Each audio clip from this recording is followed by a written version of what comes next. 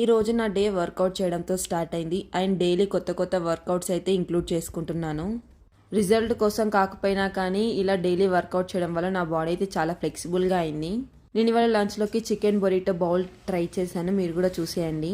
First ఒక bowl stove మీద పెట్టేసుకొని బౌల్ హీట్ అయ్యాక ఆయిల్ వేసుకొని అందులోకి గార్లిక్ వేసుకొని ఫ్రై చేయండి.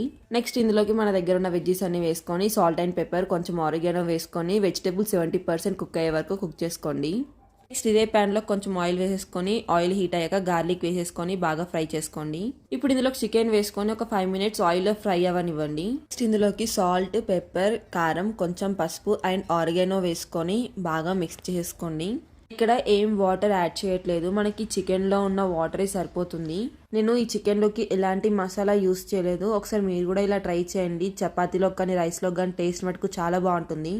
ఇప్పుడు మనం కుక్ చేసి పెట్టుకున్న చికెన్ని పక్కన పెట్టేసుకోవాలి. మనం కుక్ చేసుకున్న ప్యాన్లోనే రైస్ వేసుకొని అందులోనే ఆరిగానో వేసుకొని బాగా మిక్స్ చేసుకోవాలి. నెక్స్ట్ వీడియోలో బొరిటో బౌల్ని చూపిస్తాను. Wait for part 2.